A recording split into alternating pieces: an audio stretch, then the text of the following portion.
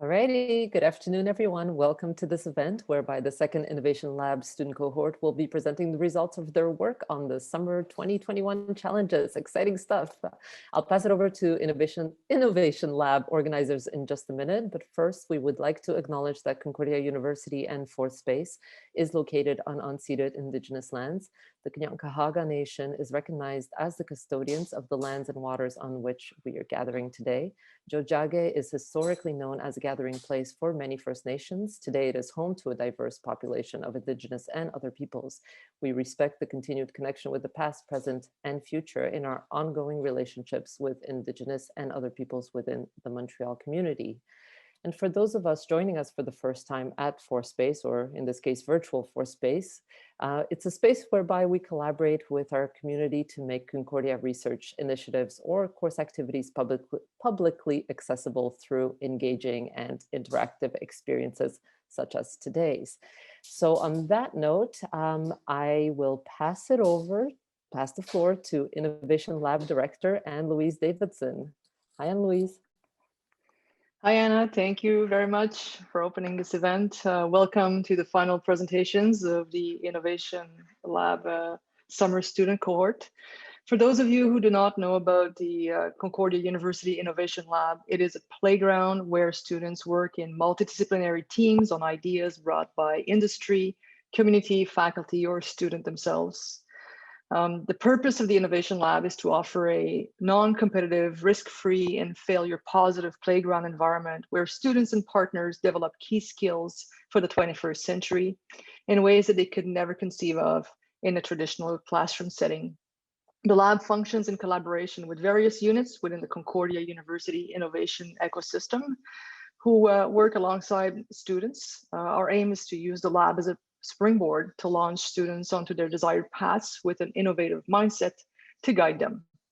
This semester, students worked on 3 innovation challenges. One was on designing an inclusive hackathon, another one was unofficials, and the other one was using AI for the trade system. They collaborated with partners and mentors from Dawson College, Momentum Labs, Maku, and Data I2A2 as they learned how to explore and design solutions to complex problems. One of the key aspects of the Innovation Lab is learning to develop innovation skills so that students can become confident creators, confident innovators. Our students have taken workshops with Future Ready in parallel to the lab experience, during which they improve on 8 distinct innovation skills. Strategic thinking, critical thinking, creativity, communication, collaboration, but also networking, prototyping, and leadership skills. This semester particularly, we had 3 returning students who further developed their leadership skills. Those are Yunman Park, Ernest Emmond, and Justin Lido. They were assisted by Taufik Jawhar, who co-led the Inclusive Hackathon. Also particular to this semester, we had a CEGEP student who joined the lab as a volunteer. So that's Minui Rowe. And we also had Kaylee and Rachel from Dawson who were already working on areas related to the Inclusive Hackathon Challenge. Over to you, Ariel. So I thought it was relevant to share that the students are coming from a diversity of different programs at Concordia and are working together for the first time in teams of 5 to 7. And over the course of their very short 8 weeks, we encourage them to tackle the challenge using a systemic design approach, which comes from the British Council for Design. And when I'm done speaking, I'll share the link in the chat for those who are interested. So they've also been regularly meeting with mentors and then meeting as a team over the 8 weeks. In the past, we leaned more on design thinking as approach, but as a base, we found that the systemic design approach is particularly aligned with the values of the lab and much better suited for how it addresses complexity and explores challenge from an incremental and systemic perspective. It also feels like this practice is more likely to nurture the skills on which we focus, which Anne-Louise mentioned earlier. We also want to share special thanks to the mentors, Joel Trudeau, Justin Kingsley, and the team at Data H, including Fernando Camargo. Evandro Barros, Celso Acevedo, I guess, if you're in South America. So we really appreciate the time and knowledge that you shared with the students. And I, in particular, want to highlight just how amazing and exemplary of a mentor Joel Trudeau has been in taking the time to meet with students also individually, and thus really build that trust and relationship with them. And last but not least, thank you also to Tafik Chawar, who supported both the Inclusive Hackathon team as well as the AI trade systems. And particularly your responsiveness and adaptability and careful listening were so appreciated. So thank you.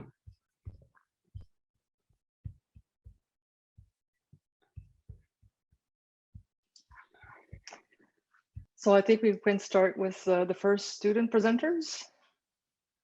So beginning with the Inclusive Hackathon, over to you.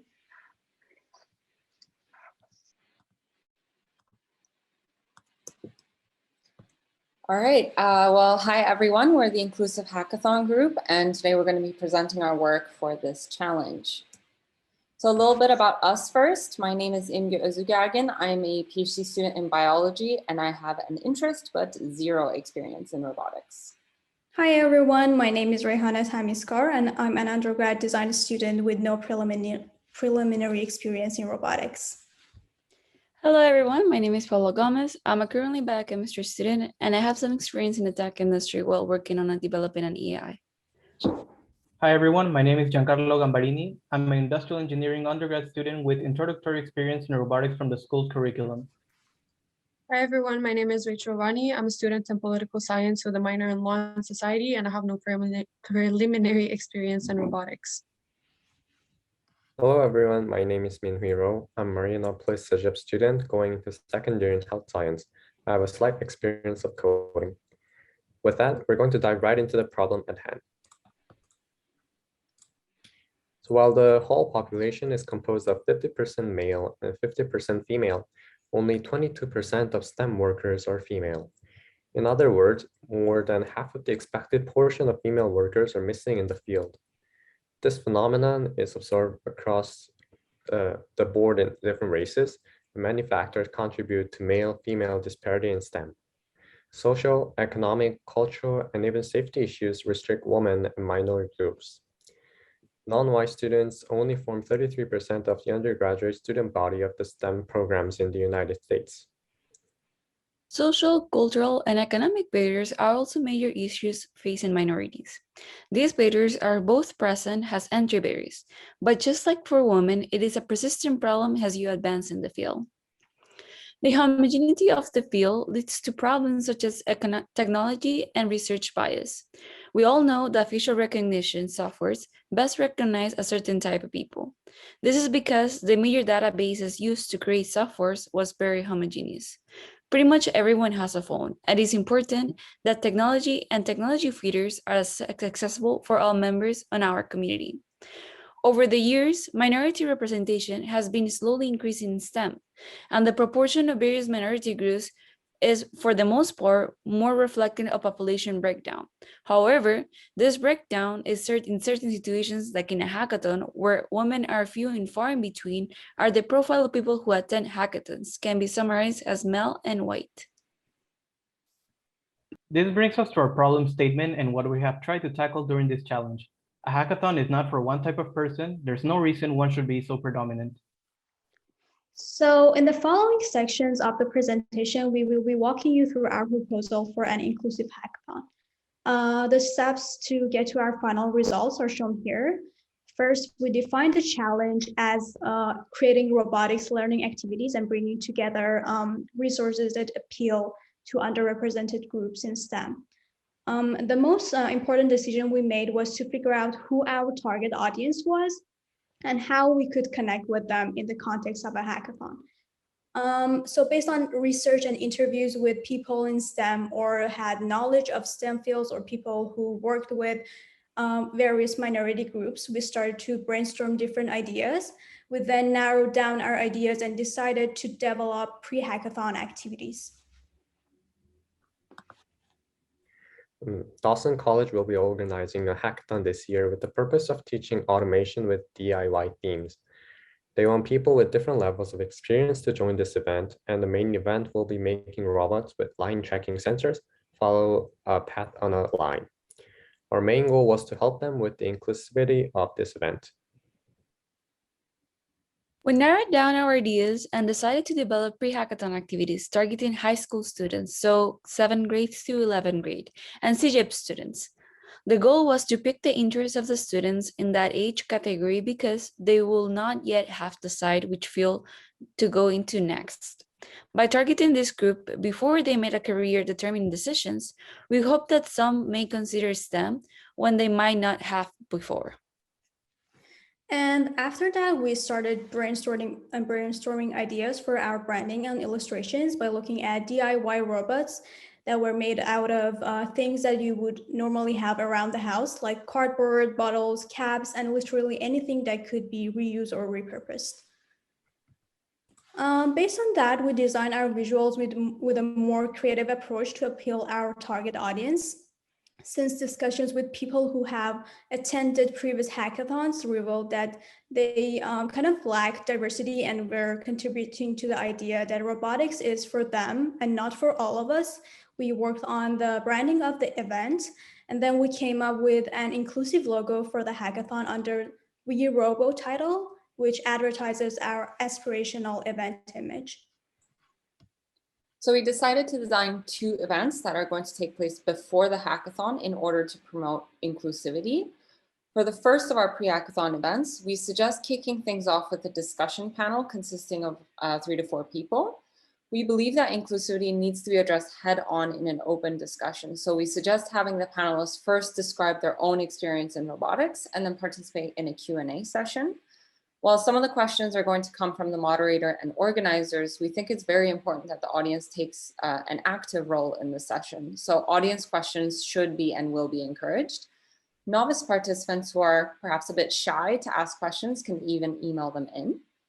And based on our research and interviews, our first recommendation for the inclusive discussion panel is to have 1 or more female students at the high school or SAGEP level. These students can provide examples through their own lived experience. So for example, Sophia Conway Giannopoulos is a SAGEP student at Dawson, who's been involved in robotics since elementary school. She's built neural networks from scratch using Python, and she's participated in many robotics competitions. So we believe that by having this knowledgeable female on the panel who has accomplished things in robotics, the younger girls in the audience will be able to find someone that they can identify with.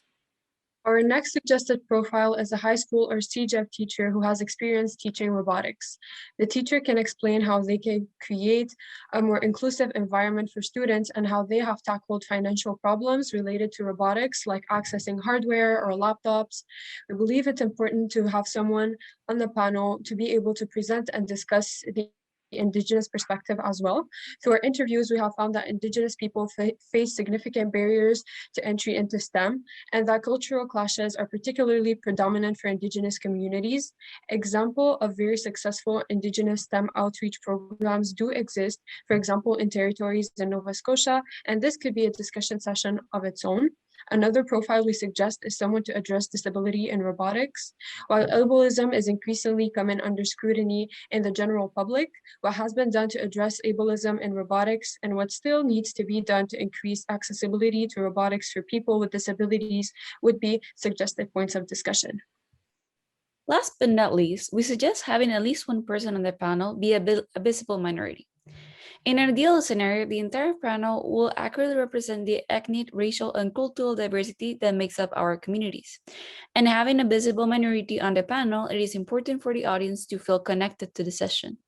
For example, an industrial professional, PhD student, or a postdoctoral fellow who is a visible minority could discuss the barriers they encounter when searching for jobs in robotics and tell their own stories of their research or adventures in robotics. We believe that a panel like this, where the participants can see and hear about the people that look like them and come from a background like theirs, will be an opportunity for the young audience to see representation in robotics. Even if this doesn't translate into them becoming the best robotic engineer, we're aiming for the panel to spark an interest in robotics that they may carry through their life. and go to more hackathon events later on, even if they become a vet or an accountant. The main goal of the robotics workshop is to teach students some useful skills that will help them to accomplish the actual hackathon mission. After several meetings with past hackathon participants and our mentors, our team figured out that wiring different components and uploading codes are two essential skills to be developed. We have designed an activity using 8x8 single color LED matrix in order to deliver these skills.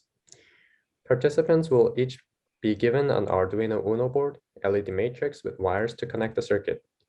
They will also be provided a set of pre-written codes where they can simply change the part controlling on and off of LEDs. As we go through, students will discover what are the roles of each of the components and where to connect wires. During the first section, they will explore freely, make any shapes or figures that they want, and familiarize with Arduino. For people who don't know where to start, we can even suggest them some basic shapes such as star or heart, or some simplified emojis. We could dedicate the entire workshop to this section only, but since the event might get monotonous after a while, there's a possibility of adding 2 more activities which their execution would depend on the time we decide to allocate or availability to carry out the entire workshop. The first idea would be an optional race, where participants would be given 15 to 30 minutes to spell the word "we robo" with their LED panels and teams. An issue we could have would be that participants with lower robotic skills might feel pressured, therefore the participation in this contest will be optional. Another idea would be curating a physical gallery out of the LED boards. A larger picture can be created from individual or multiple boards that teams can work together on. And then we will share the exhibition on social media with their consent.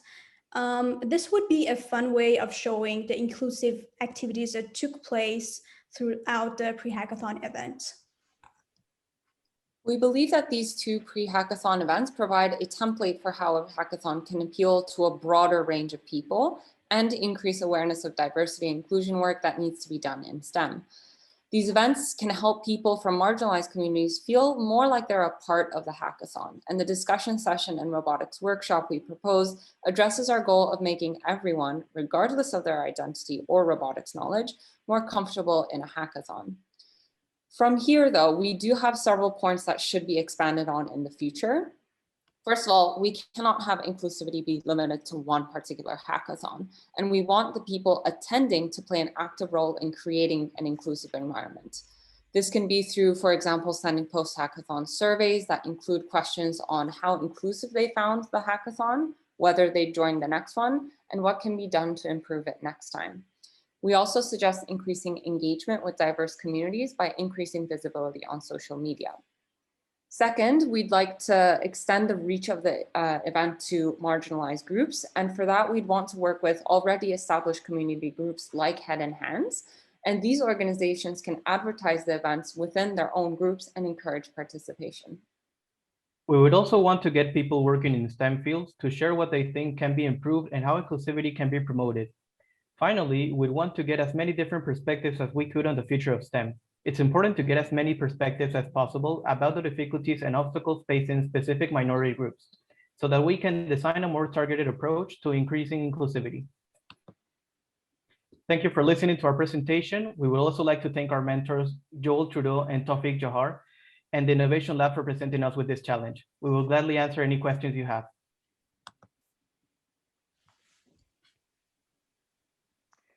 So thank you to the group. Big congratulations here. We're gonna hold the questions so that we allow everybody to present, and then we can answer questions at the end. So if we can go ahead with the unofficials.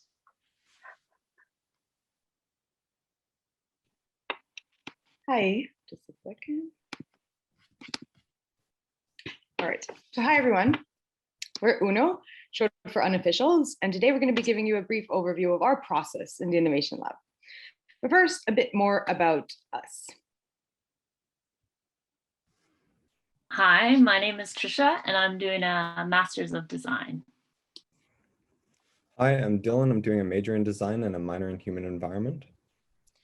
Hello, everyone. My name is Maria. I'm doing my second master's, and I'm interested in art education and for social impact. Hello everyone, my name is Eden. I'm doing a master in child studies. Hi everyone, my name is Alicia and I'm an undergrad student in marketing. To introduce myself, my name is Maxine and I'm a PhD student here at Concordia University doing research on gender stereotypes. All right, so the initial idea that was presented to us at the very start of this project was a pretty broad one, changing the world kind of broad. The pitch was for a charitable organization that lived online, be it an app, an online platform, or a virtual hub, that instead of asking for money, asks people for behavioral change. Basically, to encourage individual action for big collective impact. Now, it might be rather naive to think that individual action will change the world. Putting the onus on the individual is actually a rather problematic framework, as it completely ignores power structures and narratives manipulated by big corporations, and the larger systems that individuals are embedded in. So in the context of our project with the Innovation Lab, we wanted to move away a bit from this agenda. Now, this isn't to say that individual behavior is not important. It is. Our actions can have important impacts in people's lives with the potential to affect personal narratives. So a big part of our experience over the past weeks was figuring out ways to reframe the project in such a way. And to be honest, we still believe there's still much thinking and discussion that needs to be had in order to nail down the goals, mission, and the need for such a project. At this stage, the idea is for an online platform to provide a space to support individuals in developing their own personal narratives, with no intent on imposing specific behavioral change nor value judgments. So where did we start? Well, we looked to one another. What's important to us? What are some of our personal narratives? More specifically, what are some behaviors we already incorporate or wish to incorporate in our lives? And a bunch of different domains of interest came up. So reflecting on fashion consumption, our own buying habits, producing random acts of kindness, facilitating political engagement, concerns about food production and food consumption, and an overall pull towards community. From here, I'm going to pass it on to Eden, who's going to give you a bit of more information of our research process. So our next step at this point was research. We looked at organizations, initiatives, and companies that already exist to learn how they are doing charities. And through this process, we wanted to identify what are the characters of being innovative. Please move to another slide. Thank you. In our research, we found some innovative features in the existing initiatives. They try to aim at the roots of social issues instead of the symptoms. Unlike traditional charities that rely on external resources, innovative organizations engage people to co-create resources. Hence, they build social impact bonds and shift power dynamics from patron to communities. We also noticed that there is no monetary transaction in some of the organizations. I will pass it on to Maria to give you a more detailed explanation of our framework and some examples. Thank you, Eden. So based on these findings, we developed a framework to assess the level of innovation in charities. To provide a more comprehensive picture, we also added analog and digital criteria to evaluate the ways charities reach the audience and hold events. We use the system of coordinates, as you see it on the screen, to analyze and rank over 30 initiatives. For instance, the Locomotion Initiative is placed at the top. It promotes shared transportation within a neighborhood. Everyone can join through an online platform and contribute to their own resources. It is driven by community and creates social impact bonds. By co-creating resources, the initiative is independent from the external donors or partners. The transaction is non-monetary and based on the gestures of sharing and support. On the other hand, the Ant Forest by Alibaba in China is in between of innovative and traditional. By buying through an online platform and following some tips for less climate impact actions, for example, taking a bike instead of a car, buyers can earn virtual credits. These credits will contribute to plant trees. This initiative sounds great and innovative, but it is not community owned or driven. It does not foster social impact bonds within the community, does not co-create resources, but transfers them. However, the transaction is both monetary, online buying, and gesture-based, following tips for sustainable living, for example. The initiative patches a symptom, not the root of the problem of deforestation. Moreover, it is established by a big patron, a corporation that promotes the consumerism culture and is itself at the root of the deforestation disaster. So once being looked at closely, the ant forest seems to be greenwashing opportunity for the patron to look better. So by doing this comparative analysis, we determine the criteria for our own future charity, UNO, what we want to be and what we don't, as well as learned about new strategies to organize and run charities to be more trustworthy, sustainable, equitable, ethical, and inclusive. And now is the time to present our explorations in marketing. And I pass the word to Alicia. Thank you, Maria. So in light of the research that was done, we started brainstorming some marketing ideas such as visuals and early prototypes of what an online platform could potentially look like. Given the time frame that we had for the Summer Innovation Lab Challenge, we decided to focus on only one area that resonated with the team, which was fashion consumption. This involves how we buy, use, and reuse our clothing. We started drafting up some examples of specific actionable behaviors that could be encouraged by way of the platform. Some of these behaviors include clothing swaps, refunkifying your closet challenges, and much more. The goal of the platform would be to facilitate the sharing of local resources within an online community while also encouraging consumption awareness. In the context of fashion consumption, we also determine who we want to cater our platform to. We are looking at people that are starting to think about the effects of their consumption habits and what it can do to other people in their community as well. They are also questioning different ways to engage with the world of fashion other than the current fast fashion consumption.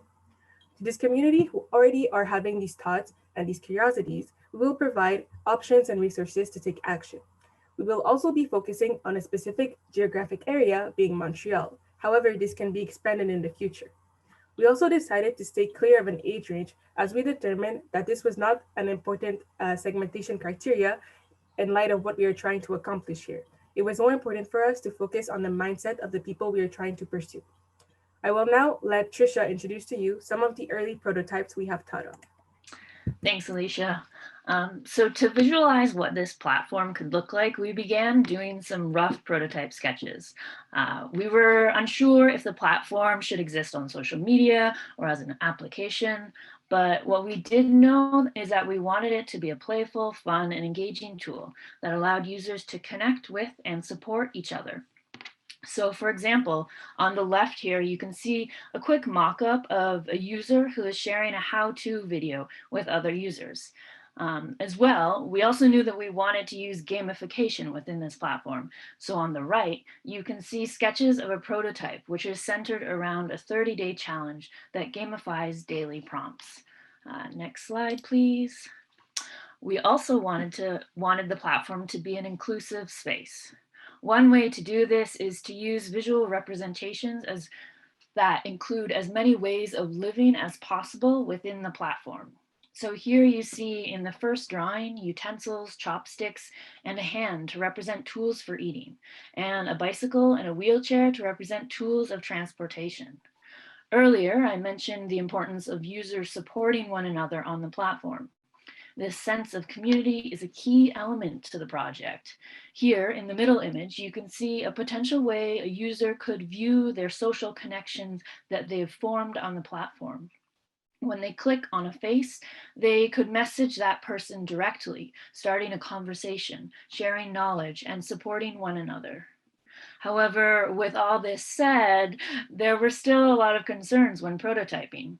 Do we really need another application? And is the use of an app or social media really that accessible or in line with our values? This leads us to some of the limitations, or rather challenges, faced during this project, which I will let Dylan speak more about. Thanks, Patricia. So since this project was only 8 weeks long, there wasn't enough time to give it life and see a fully completed demo. However, our team was able to develop a marketing plan which outlines the visions and goals of this project, the mission statement, and the target market. In addition to the marketing plan, a survey was also produced to get a better idea of how individuals act on the issues that concern them. The survey also asked questions such as, what do you think about making the world better through monetary donations? And what kind of actions are you willing to take? Next slide, please. So these materials will be further developed by another team in the fall, and what platform this project will take on is undetermined, but our team is excited by the idea of it becoming a smartphone application. Next slide, please. The unofficials team would like to thank Concordia University and the Innovation Lab for this opportunity. We'd also like to thank Anne-Louise Davidson, Ariel Harlap, and their advice and guidance for this throughout this project. And also to Justin Kingsley and Maku Maku for their generous mentorship and motivation. Thank you. Thank you, unofficials. Bravo for this presentation. Again, a lot of people clapping in the background that the audience cannot see. So now to the last presentation with the AI for the trade system working with Data H.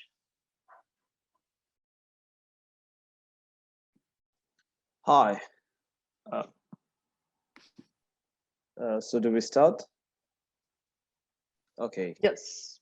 So over to you. Okay, cool. I hope everyone is doing well. So hello. We are one of the teams for the summer 2021 cohort of the Innovation Lab. Our challenge was AI in trade systems. So we are a team of individuals with diverse knowledge and expertise working towards one common goal. We are merging concepts of financial market with science and AI in our case. So what's the theme of our challenge? How can we transform data into automated investment decision? For instance, usually investors can work with a lot of data and they can make sense out of it. But what we are trying to do is we are trying to implement artificial intelligence here, so anyone can make use of the data for their good to make profits. So when we were thinking about AI in trading system, we came up with a lot of brainstorming about how to do the work. And this is how our unstructured thought process looked like post-it notes. And then the following slide, we were going into a much cogent manner to know what exactly we have to do based on the theoretical knowledge we are receiving from various sources. Next slide. So after we have collected our thought processes, we developed an idea portfolio. So these indicators were given to us by our mentors, which is basically support and resistant, hammer pattern, Williams R, and so on and so forth, which will be discussed further in the slides. And the platform we were using was Python, and we had certain actions to decide whether this action will give us more profit or less profit. And our end goal was basically to develop a holistic system to understand investment decisions. Next slide, please. So at the end, when we were attending a lot of sessions from the Innovation Lab and other things, we had to come to a point that we need to put our thoughts in a very much comprehensive manner. And then we came across something known as the British Council of Design, and we selected a design called Knowledge Funnel, which was highly relevant to what we were doing. So there are a lot of models in the British Council of Design, but the Rogers Martin's Knowledge Funnel was really applicable to ours. So we start with exploration. Our exploration was seeking to develop an algorithm for robust trading based on the knowledge of statistics and finance. And what we are trying to exploit is to exploit these algorithms, like optimize them in such a way that we can generate more profits. And this is based on three things, which is the mystery, heuristics, which is basically the rule of thumbs or the theory itself, and the algorithms, which we developed ourselves. And now my colleague Nazim will explain you more into details of what we are intending to do. Thank you, Shihab. So before talking about what we actually did, we thought it would be kind of useful to put our research into context, kind of giving you an intro to finance 101. So what is the financial market, or what is the stock market? So financial markets are really in the center of the capital allocation process and really essential fuel of innovation and long-term economic growth. So, okay, that may be a nice sentence, but it still doesn't tell you much. So let's take a look at an example. So imagine that Steve received $10,000 for his birthday from his rich grandpa. So being a smart kid, Steve decided to save this money for college instead of, spending everything on candies and ice cream. So he would like to invest this money, but he does not have any business idea. So on the other side of the world, you have Mark. Mark has actually a great business idea that could potentially save millions of lives, but he's actually missing $10,000 to get started. So through a financial market, Steve could exchange his $10,000 for a share of David's business. So this exchange will allow Steve to go to college, which in long term will increase his productivity and hopefully provide him with a better quality of life. And also allow Mark to create a business, which could in turn provide jobs to other people and potentially save millions of lives. So this exchange is not only solving a financial problem, but also a social issue, like filling a really big gap in our society. So next slide, please. When we'll be going through the rest of the presentation, we'll probably be wondering how it relates to the example we mentioned earlier. So AI is really taking an important role in the financial market. More investment firms are using quantitative strategy based on mathematical models, and these firms are providing higher return than traditional firms and are often able to protect their investors from financial shocks. So while quantitative models may not be directly related to the allocation process we saw earlier, they have a crucial role of improving the efficiency of the market, facilitating the participation of all the different players and reducing the cost of the transaction. So in finance, we kind of call this an improved liquidity. So now again, the best way to explain how the algo will work on the stock market is through an example. So the process is actually really similar to how a pawn shop works. So the pawn shop's business strategy is basically to buy objects at discount prices and resell them later to customer at higher price. So quantitative trading will do exactly the same thing, but instead of buying jewelries, watches, and TV, you name it, the algo will, in our case, buy shares of companies. So you may see big graphs and stats and math formulas, but the end goal is really simply to buy shares where they are selling at low prices and selling them back at a higher price. This process would allow participants like Mark and Steve to connect in the market and exchange money and have the opportunity to build business and improve the society. So to do this, the model really relies primarily on historical patterns. And I will let Jason tell you more about the technical charts and the math behind the charts. Thank you, Nazim. So in this task, we used some specific indicators to focus on a pattern in financial market. We have 4 years investment data, and compared to the past signals in our database, these indicators tell us when to buy and when to sell. Also, according to these indicators, we're trying to predict next buy and sell timing. We're using candlestick chart for our investment curve graph. It's drawn in different type of candlesticks. In this chart, we have 2 indicators. The first one is called hammer pattern. What hammer indicator is, after we turn our data to a candlestick graph, there are some little candlesticks look like a hammer. After it shows up, the price must start moving up, and it's a signal to buy. Second one is the support and the resistance. Historically, the price will not go lower by the support line and not higher by the resistance line. So in the support line, price is moving up. This is the time we want to buy. And when it's near the resistance, because the price is moving down, so we can see it's a signal to sell. Next page, please. So this indicator is called MACD. After we analyzed our past data to MACD format, we have something like this. MACD helps us to see the bullish and bearish movement in the price of our investment. See the bottom of the graph. If the blue line crosses above the zero line, it's a signal to buy. Obviously, if it crosses under the zero line, you might want to sell it. Next page, please. So the last indicator is Williams R. It is an overbought and oversold technical indicator. It gives us a potential buy and sell signal. Help us to see the overall changes in investment. We used all these indicators in our database to find out which one is the most appropriate for our system model. Because in a time period, they have different signals to tell us when do we invest or take our money out from a stock. After knowing these indicators, Wintao is going to talk about the specific math modeling we're using for our system model. Thank you. So thank you, Jason. We use a machine learning method called supervised learning. which means to train the computers by given paired data set that contains features and labels. Then predict the labels from certain features values. By a simple illustration on this page, the label data or features we can see could be shaped that if it's wrong or not, and the number of corners. The labels are the types of figures, and the computer will be trained by this data, then test certain features to give the prediction. For example, if the features are round shape and no corner, so its prediction is a circle. Since our task is predict buy, sell, or hold, therefore it's a classification problem. The model we use to train the dataset is called naive-Bayes classifier. It's a probabilistic classifier that's based on Bayes theorem. For a better illustration, let's see example. Suppose your friend Eric loves to play tennis. You interviewed him and get the following data. In this dataset, outlook, temperature, humidity, and wind are called features or inputs. Play is called events, outputs, or labels.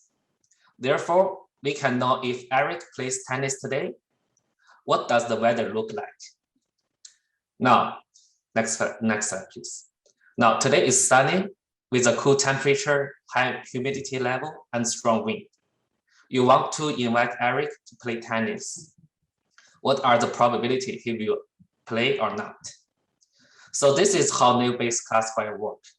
We first get what our feature looks like if an event occurs.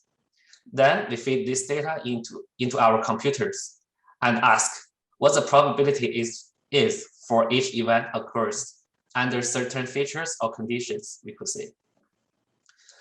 The reason we use naive-Bayes classifier, not only because the task is a classification problem, but also a very simple algorithm behind it. Next slide, please. So we are provided a 4-year range dataset of a random picked stock by our mentors. Now, looking at the dataset, we have these indicators as the features. From previous example, we could see that all features are categories. And notice that Williams R values are not category. By definition, above negative 20% is overbought, below negative 80% is oversold, and the rest are normal. In order to code easier, we encode Williams R into 0, 1, 2 as normal, overbought, oversold, respectively. So finally, we can use the dataset in our machine learning model. I will pass to Frederick to talk about how naive-Bayes classifier integrate with stocks and the result we found. Thank you. Thank you, Wenta. I'm having issues with the, oh, never mind. All right, so right now let's try to put all we've been talking about together. Wenta just talked about what a naive-Bayes classifier is. We've seen the math, that is great. But now let's try to abstract from that and just consider it as some kind of a magic box. And the way the magic box behaves is you give it some inputs, but these inputs are information about the market, right? There are the indicators that Jason talked about, right? MACD, support and resistance. You put that into the box, and you also add another piece of information, which is the target value. What is that? Well, it's just, okay, you have these set of inputs with those information. Well, we want to tell the box when you see this, you buy, or when you see another set of information, you sell. We put all of this into the magic box. Some magic happens, which is actually computing the probabilities, and then the box is ready to trade. So we can take the box, put it to a trading market, and when it receives new information, well, it will tell us, okay, now you should buy, now you should sell, or you should hold, which is, well, continue doing what you were previously doing. Well, for now, the target value has been kind of given. We don't know how we determined it, so we'll see how we did this. To answer this question, we need to ask another question, which is, on any given day, what is the perfect thing to do in the market? Should you buy the stock? Should you sell? Or should you hold? Should you do nothing? Well, if you had a crystal ball, you'd probably look into the future, you look what happens, and you act accordingly. If you know that the price will go really high, well, the good thing to do is to buy today. On the other end, if the price crash, well, you should sell today. Well, we did the same thing, but the crystal ball we had was data. We had all of this historical data, so we're able to position ourselves in the past and then look into the future and determine the best actions on every single day. We did that, and this is what was the target value from the previous step. So we did just that, and here's what we achieved. So we purchased around 100 shares at $23. We applied a strategy, and we were able to yield profit of 48%. We also compared different timeframes to label the data. So when we look into the future, we looked 5, 10, 14 days, 28 days, and 50 days into the future, and we had all of these returns. As you can see, we had really high positive returns, which is good, but also low negative returns, which is bad since we lost money. So we ask ourselves, why is that the case? So we look into the data, look at what we did, and we realized that when we made money, the overall accuracy of the model was lower. It wasn't that good, but there was one class that was almost perfectly predicted, and this is what made the difference. In the opposite situation, the overall accuracy was higher, but there was not a class that stood out, and this is where we lost money. Would like to thank you all for listening to us, as well as thanking the Innovation Lab for this great opportunity, as well as DataH, Evandro and Celso, who were really, really good mentors. And that's it for us. Thank you. Thank you, DataH. That was again another inspiring presentation. A lot of people clapping in the background, so the audience cannot see this. We have a few minutes to address some questions. So I am taking questions. There's a lot of comments happening in the feed. So Ariel is saying, wow, to all three groups. I'm so impressed by your presentation and their evolution since Tuesday. So you've done an amazing job wrapping this together in such a short time. So congratulations, everyone. There are some questions that are emerging in the field. Is there anything on the Facebook feed, Anna or Doug, that we need to address? Nothing on Facebook. Okay. So I'm going to start by some of the questions that we had to discuss, and I guess anybody can answer at this point, but when we call for challenges, we call for a different experience, and we are wondering, how was your experience in participating in the lab different from what you might have expected to be initially?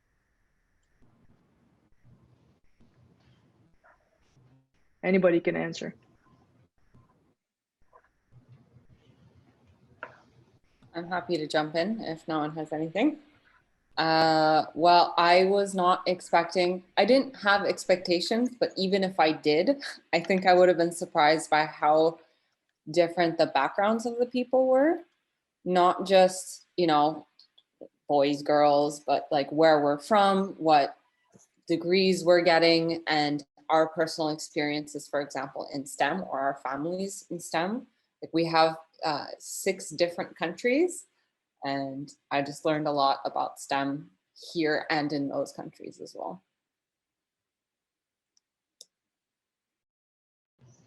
Yeah, just to follow up on that, I really think like the diverse background was really what was really impressive. Like we were coming from all different places, and we actually found a way to build something, and you work all together and be on the same page. And so that was amazing. But this was really yeah, that was the most, like, the biggest incredible part, I think.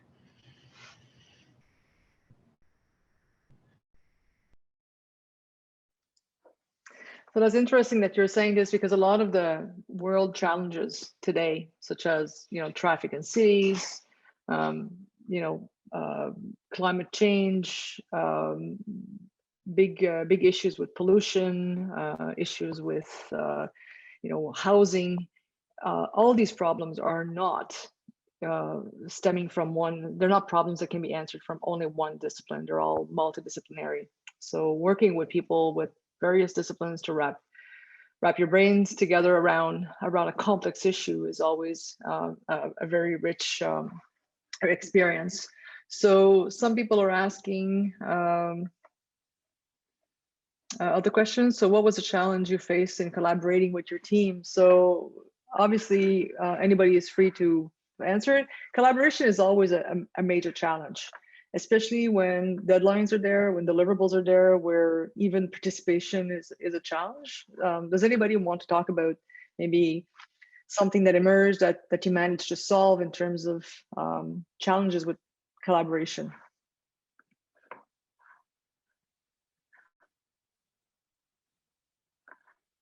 Maybe Ariel, you can talk about that if nobody wants to pick up on this publicly. I could jump in. Like the first, I would say the first week was the most difficult because sometimes you kind of speak two different languages, right? One part of the team was only speaking math, so it was difficult. But then again, I think we were all like great players and good team members, so we were able to, you know, sit down together and exchange and be on the same page again. I think one of the perks of being able to work remotely was that we didn't have the challenge of having to meet in an actual physical space because we come from such different and various backgrounds, and we all have like different like experiences, and we work in different fields. It would have been more difficult, I think, for us to be able to all find like a good time frame for us to like work together if we were to be like inside of an actual lab. So the fact that it was remote, I think it actually played in our favor in a way. I think for us, it was like that remote thing was actually a part of the challenge. We really tried to meet in person. And I think when we could meet in person, that kind of helped move things forward, or we were able to really understand where each other were coming from. The remote aspect created a big, at least from my perspective, I think it created somewhat of a barrier, as well as our varying schedules, because some of us are in different time zones, or like some of us weren't able to actually get to those in-person meetings ever. So I think juggling that, I think half the time was just spent trying to figure out when we could meet. Yeah. Yeah, I'd like to join Trisha's experience. It was the same for me. Being remotely, I never thought it would be so hard to work in team, in virtual team. And I spent the whole year being online in my studies, and I also taught others online. But this time it was really, really hard to maintain connection. And we started very eager and motivated, but then to maintain this rhythm going virtually, it was for me the biggest challenge of this session. So there's a specific question for the inclusive hackathon. So have you considered the role of aesthetics and non-linear design process to attract people who aren't attracted by robotics in competitive environments? So I guess this question calls for more tinkering and spending time with the trouble rather than accomplishing the task. Was that part of your design, or does anybody want to speak to this? Well, one thing is the DIY aspect to it, I think kind of incorporates that. The idea of using things that you have around the house, kind of like your starting point is looking around the house for what you can use. So it's kind of like already from the start, you have to think non-linearly because it's a bottle cap. Also, like another element that we considered when we were thinking about how to make the hackathon more inclusive was the fact that people might not be interested into having like a competitive element to it. So that's why we made one of the components being a race that was like you can enter it if you want, but it's not derogatory to participate in the inclusive hackathon. We really wanted to make this experience like something that everybody could enjoy regardless of what field you initially came from. Mm-hmm. Did you consider any other way of labeling the hackathon, such as, for example, using an ideathon, like generating ideas event, or a collaborathon where people have to collaborate to accomplish a task? Is this something that was part of your discussions at all, or that you pondered on? Yes, for one of the activities, we planned for the robotics activity to have all of the participants make a gallery so they could form a shape all together, and they will be working toward the same goal. Interesting. Okay, so okay, sorry about that. Yeah, Go ahead. also for the part of the branding, we really thought like we kind of incorporated the DIY into the robots, so it would be kind of like shown on the robots, and also like if you looked at the examples that were illustrated, we kind of incorporated the box, like the cardboard, the light bulb, and like the caps, anything that would kind of show what we meant by DIY. So it would be like more pleasing for people to see what they can do with like normal things that are around them. Yeah, that was one of the other things. I think one of the reasons we didn't choose to change the name of the hackathon was because we wanted to bring attention to the fact that this is a STEM field, and we wanted people to gain interest into STEM fields. So that's why we kind of remained with the name hackathon as well. Okay, point well taken. Sorry, I think we missed the question from Geneviève Lamarche. It was earlier in the chat. Oh, Nazim, do you want to address it?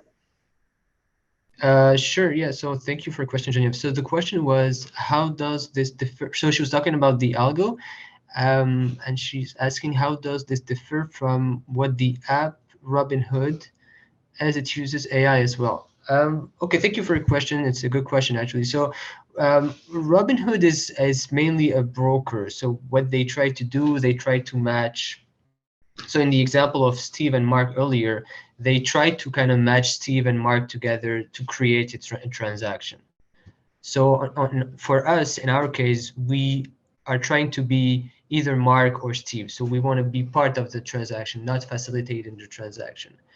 But also, like, keep in mind, like, this is only the tip of the iceberg, like, and we only had 8 weeks to do this. So in the long term, like, the end goal would be to add like layers to this AI system, like, because I'm really happy to talk about Robinhood, because it's really at the center of the evolution or revolution of the financial market right now.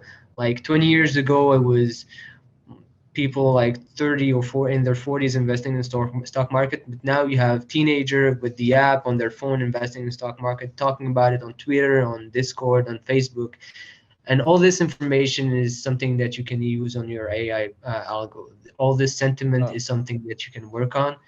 And this is what we will, like, the end goal will be to implement all this new data, all this new information, all this new sentiment to the AI as well. I would like to add something to it. The first thing is, can you hear me? Yes, yes. Okay, so the first thing is Robinhood is something exclusive to United States.